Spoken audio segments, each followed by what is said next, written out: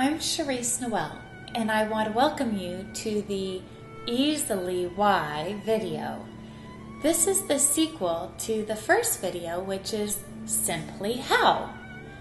If you haven't watched that video, I suggest you do watch that one first, and then come back and visit me. Today, I'm going to talk about my first love. It is math and science, which my entire line is based upon the principles of physics.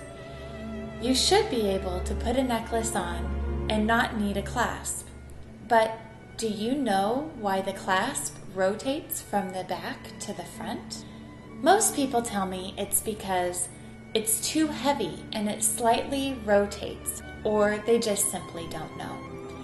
But the real reason is because your head is a pivot. And when you turn your head left and right, it rotates that chain slightly around all the way into the front. And then when the clasp meets the pendant, it gets stuck.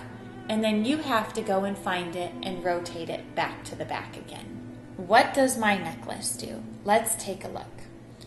It doesn't have a clasp, so you just take it, wrap it around your neck, and tie it on.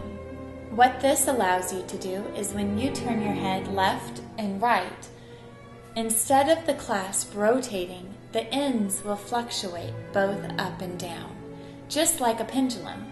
Now, that's the easy part, but the next thing that happens is, how do I take it off? It looks so dainty. Am I going to break it? Those are questions that people usually ask me.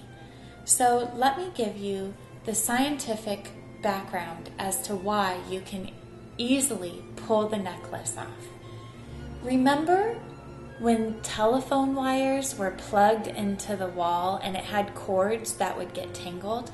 Well, when I was a kid, I would take those and I would stand at the top and pull them down, watching the ends unravel. That's called inertia. First, you're going to see where the knot is.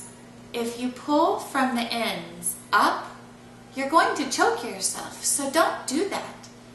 If you let go and then pull the knot down, if you come above the knot by your neck on either side, then you will simply pull down and out. As you do that, the ends will naturally come apart using inertia. And then the second thing is a trick that my dad showed me when I was about 4 years old. He filled a bucket of water up, a big heavy bucket, and then he took it and swung it over his head.